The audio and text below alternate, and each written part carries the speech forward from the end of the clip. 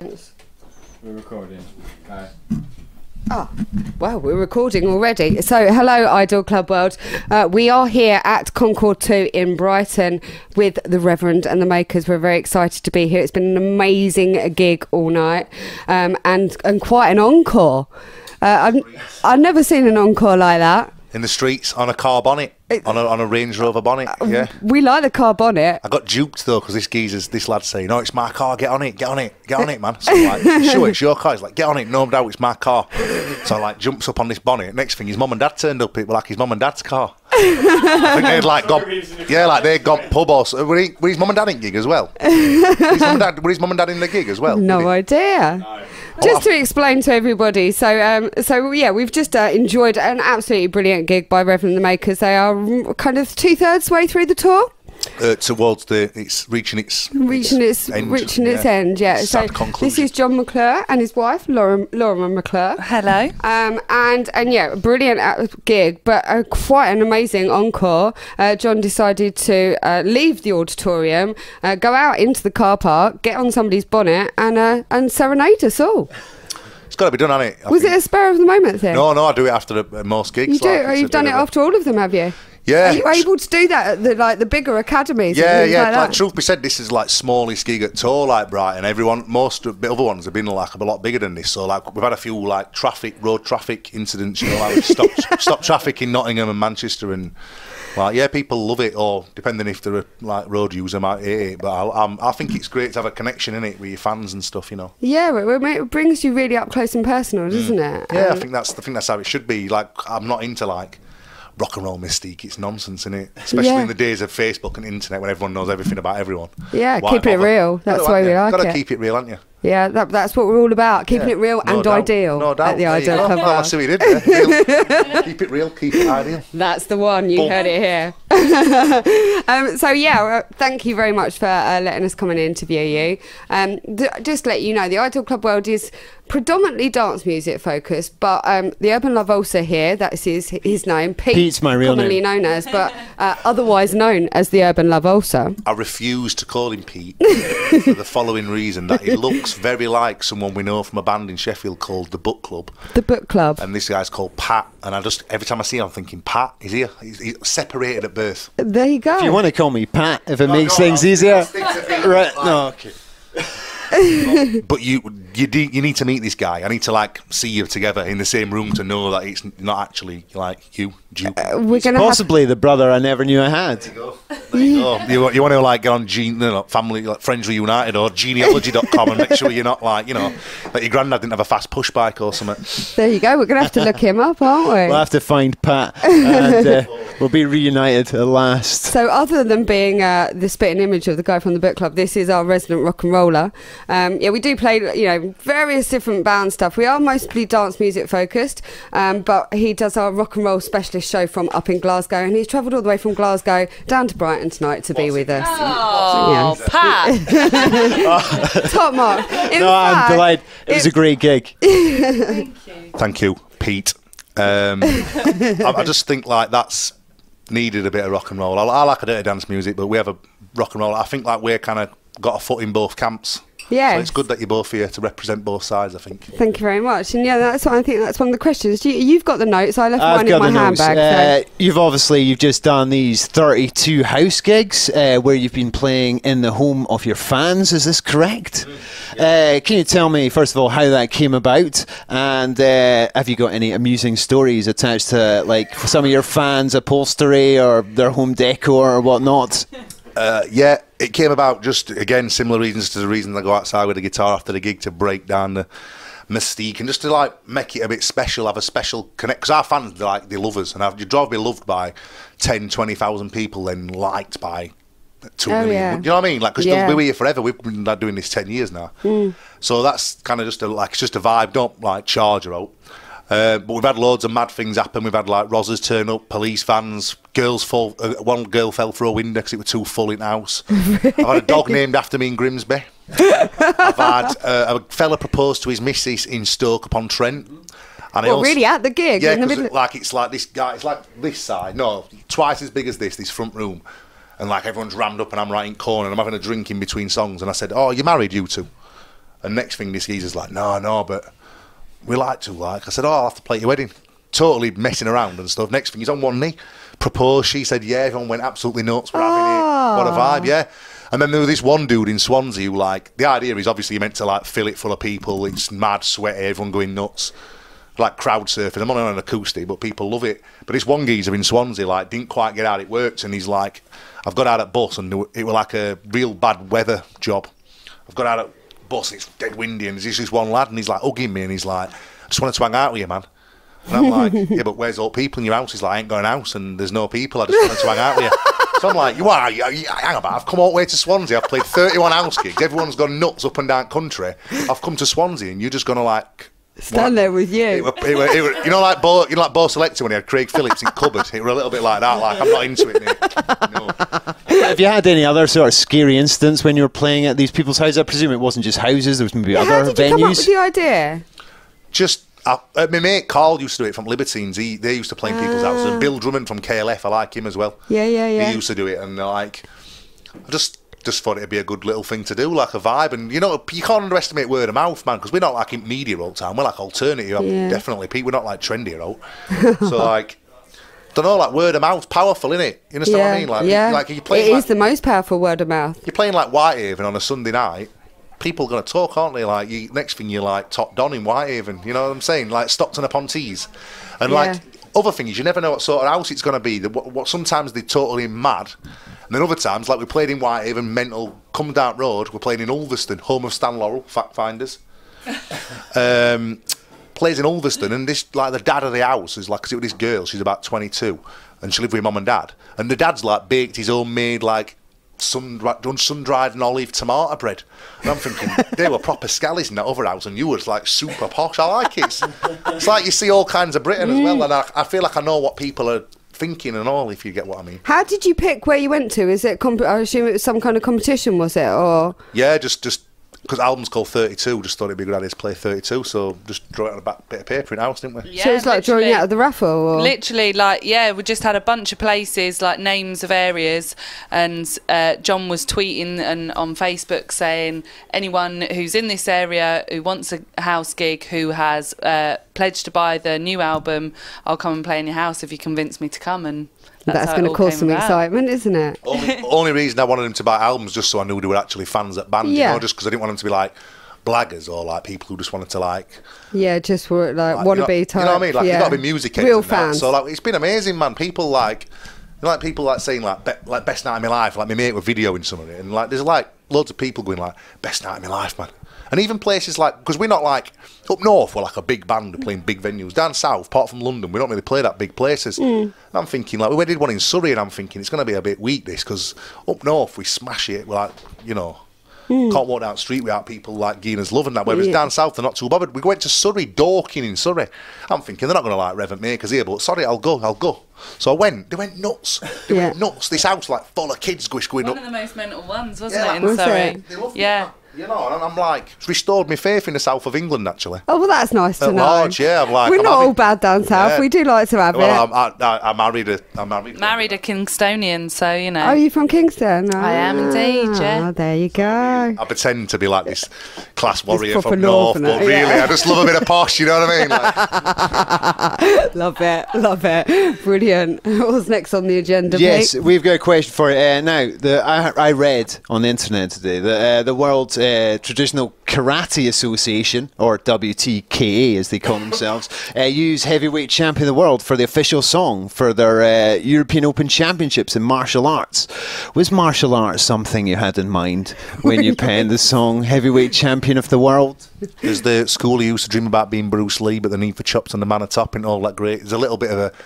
And then as near as he got to China was Cambersan. There's a little bit of a karate reference in there, but not too much of one. But I didn't know that. Did you know that? I didn't know that. The first band that me and John and the guitarist in the band, Ed, were in, was called Judan Suki, which is actually a karate move. So there's quite a lot of links to the martial arts. Oh, I see that. So there's some kind of subconscious martial arts link going on somewhere. I have to say though, like if I did want to take umbrage with the fact that they've used my song, it's not like I'm going to go around and leather them, is it? Because they're going to be a pretty solid bunch, aren't they? You'd have to send some proper serious boys round to sort that one out, wouldn't you? Like you nick my tune. Also, the song "The Wrestler" that was on our last album, that was also used for what's it called now? Because it's called WWE now. That's it. Yeah. I think it stands for World Wrestling Entertainment. Yeah, I was used for something on that as well. There were some angry pandas. Sorry, there were some angry pandas circa 1998, so they had to change the name, owing to some furious pandas. I know bugger all about martial arts, to be honest. So. Do you have a favourite martial artist yourselves? Yeah, definitely Bruce Lee. I used to be able to do a bit of Enter the Dragon, actually. Close your eyes. Mr. Balthazar. No, hang on. Mr. Balthazar, I want to leave the island. Bullshit, Mr. Handman. See, that's there. You're right there, aren't you? No, definitely Bruce Lee. I'm one of them generation of kids who like grew up watching my cousin's Bruce Lee videos. You know, one of them that like Sunday tapes off at telly, but they were like a porno on end of it. One of them, like that's what we used to like watch them on a Sunday, like doing all moves and that. So definitely Bruce Lee, yeah. We'll look out for some moves maybe towards the end of the interview. Yeah. Maybe a quick martial arts demonstration. It's been a while actually, but I did because I'm a big lad. I once like decked me judo. I do a bit of judo and all. I decked me teacher. All right. Yeah, and he wasn't right happy after that. I bet it didn't go down well. No. Proper panned him though, right on deck. Yeah, he was good and all. So tell us, how did you get the name of the Reverend? Are you officially ordained? Not officially ordained. My mother can do civil ceremonies though. She retired recently, right? And my mother can marry people in registry office. But she married a guitarist and his wife actually. Yeah, she like. Not thought about getting ordained on the internet. No, I'm not. I'm not religious in any way, shape, or form. It's just because I'm a bit of a right-on brother. So like, I'm always rabbiting on. So people are like, "You're like a reverend." You're like, "Can I go?" Preaching the letter just of the telling law. People, just putting world to rights and telling folk how it is and that kind of business. You know. We like that. Yeah. That's ideal. That sounds good. On a slightly more serious note, in 2008 you were quoted as being so frustrated by the industry that you would retire to become a bicycle rickshaw driver after the next album. Oh yeah. What's the truth behind all this? Well, the rickshaw is currently in for service, so I've had to go back on music for a bit. No, like. Are you still feeling these frustrations? Has it moved? You've moved on from here. Basically, you start out very idealistic in a band, don't you? And you think like, you know, that the streets are paved with gold, and then you go to London and you find that it's not really like that, and it's a dark place, music industry, and I was like a bit off my head. It all got a bit psychedelic and a bit weird for 2 minutes, but no, I'm all right now. I don't really have out to do it, music industry. Like we sell enough records and enough tickets to like earn a living and not have to worry about it. You don't have to court the press. Don't have to worry about anything. They said Twitter, man, it's a revolution, isn't it? Can go and play in my fans' houses without them even knowing about it. And that's interesting because as I was saying to Laura just before we started, you know, that's how we come into contact. Yeah. I played your track. Yeah. You tweeted me while I was on air saying, "Oh, we're in Brighton." Yeah. I was like, "Oh, hold on a minute, they're in Brighton." There you go, yeah. And that you know, we wouldn't be here talking to you if it wasn't That's for what I'm Twitter. saying. That direct connections, like I think it's more personal, it's more real, and like. So has it really changed things for you? Oh, it's a revolution, man. Like, there's bands who sold infinitely more records than us who've gone out of existence because they can't adapt to how things are these days. They can't communicate with their audience. They don't know how to do it because they haven't got a press agent and they haven't got, like... Do you know what I mean? They're living in, like, 90s, man. Things have changed. Like, it's like... record industry's collapsed. And I mean, we have the same thing in the DJ industry, is the fact there's so many DJs that are very talented that, you know, have been working the scene for a long time, but all of a sudden they can't cope with the whole social media revolution, and they don't know how to connect with their audience, and they're all very frustrated, going, we can't do this. Oh, yeah. But they're not working it, and you know, it's a great thing to be able to be that close to the audience, isn't I feel like a rat in rubble. I love it. Yeah. I'm like, bring it on. I'm enjoying the demise of the record industry. It deserves to go, man. It's a load of like greedy fat white blokes like telling everybody what to be into, and I'm not into it. And the one by one, they're just coming apart. It seems these big companies because like the greedy, man, and the. You know, like you're charging people like 15 quid for something what costs 50p to make. People aren't having it, are they? Do you know what I mean? So I think it's a great thing. And Twitter's a big part of that, isn't it? You know, it's amazing. It is totally. I mean, we're massive fans of Twitter in the Idol Club world. I don't think the radio station would still be in existence if it wasn't for Twitter, because you know we're constantly tweeting all of our audience, and that's how the hashtag Idol family, you know, we all converse and talk, and you know, and it is a great thing to be able to be that close, and you know, we love it, and we love all of the Idol family tweeting. So please remember, everybody that is listening right now, tweet at Reverend_makers, and let us know how much you're enjoying the interview. We hope you're all loving it out there. So, what other questions have we got? Oh, I was loving the blog in the Huffington Post. Yeah. Is this something you're going to continue? I like to write prose, and I think, like, I said some home truths about Radio 1, and then next thing, like, boss were on phone to my manager, and he was like, oh, just because, like, Huffington Post have blogged it, if I'd have just said it on my own blog, he wouldn't have been bothered. It's like, is it a legitimate... Huffington Post quite respected, so it gives a legitimacy to what I have to say. Yeah. And I feel like I've got interesting things to say, you know, but aside from that, I've been trying to write a novel. Well, I have been writing a novel. Really? Yeah, it's pretty fly, actually. Nice. So you might have to look out for that soon, because that's coming on nicely. How long do you think that's going to be till finished? How long would you say it's been off being cooked? Well, if you carry on doing music, probably a couple of years. But if you stopped and did it all tomorrow, then probably like a couple of weeks. Could do it like 6 months in Ibiza, just sat on a beach, just like. Oh yeah, we're always up for that. Yeah. Do you find that quite therapeutic, writing? Or is it just a thing that you like to do? You just want to get your message across? Yeah, or I what? used to do it years ago, and that's kind of how I started. I did like poetry and mad things like that, but I don't really. We had like an hit with his band by accident, and next thing we'd been doing this for 10 years, you know. And this is still, if I'm honest, it's going better than it has done for like a long time. This band, so like, I don't know. It's hard to do both, innit? You know, but I think I will do it definitely, because it's another string to bow, innit? It's just something that like I'd like to get into, you know. And I think I've got. I reckon everyone's got a novel in them. I've been brewing this for a bit. Can I ask what your book's about? I can't tell you too much because it's that good an idea. I'm paranoid someone will rob it, but I'll say as much that it's an alternate history, in so much as like a couple of pivotal world events, the eventuality of them were a different outcome, and therefore it's an alternate set of circumstances. But yeah, it's historical based because I'm into history and that. But yeah, it's pretty good, man. My mother-in-law, like, I let her read it and she started crying, but. No, that's a good sign, though, isn't it? That it's hitting home. She kind of quite. Sounds like a cry. Mums like a cry, don't they? So I don't know if that's a good thing or a bad thing, but yeah, it's got a good response so far. So cool. And so you're going to keep doing this whole blog with the Huffington Post. Is this like every 6 weeks or something, or? I don't know, like just as much as I can be asked to do it, really. But I've got a lot of things to say, like, so I think I'll definitely be blogging more. Yeah. I think it really is great to see, because I always notice things that come through as honest.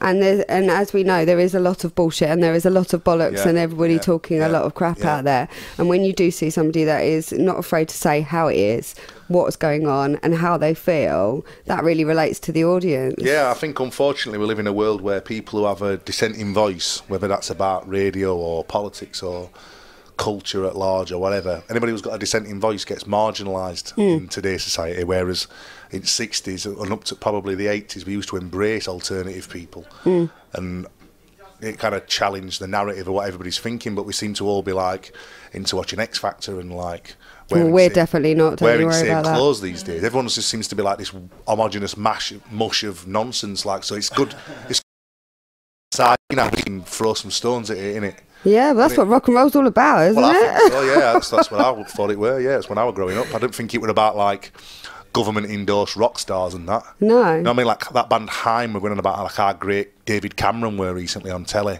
Oh, really? And like I seen this other band going on about like how drugs had been a negative, like, and what's his face, DJ, someone was saying the other day like, oh, drugs have been a wholly negative influence on music. I'm just like, oh, what's happened to rock and roll, man? It's like watching Blue Peter. Do you know what I mean? It's become so safe and corporate and boring. I just think anybody who's like doing something a bit mad to be embraced. Should be, I think so. Yeah, we completely agree, and I suppose with the whole social media connection is the fact that you can do that, and we don't have to worry about the press talking about you, because you can get yourself out there in your own avenues. Do you do all your own press? Yeah, well, no, I have like a press agent for like magazines, but we don't really talk to magazines. Like, to be honest, everywhere that reviews his albums, who in London, gives it like 5 out of 5, 10 out of 10. And London, everyone's pretty much negative. It's a right kind of weird. It's like this like regional, like, I don't know, we're seen as this like regional thing. A bit like there's a band called Cortinas, and they have that. Like, they'll sell out like Manchester Arena and that, but it can't get on radio. It's like dead weird, like. And I think we suffer from a similar thing. So, like, well, you've got to conform to what they want to be in that pigeonhole, haven't you? With the mainstream media and the mainstream radio. Yeah, I just think every 10 years or so, like, idiots take over. And I think we're at a point now, a bit like when like Dave Lee Travis and Noel Edmonds were playing Pan's People to like a load of kids who wanted to listen to the Sex Pistols. You know, or Dr. Fox were playing like To Pow and Phil Collins to kids who wanted Acid House. We're there, but times 10. You've got like Nick Grimshaw, who represents nobody at all.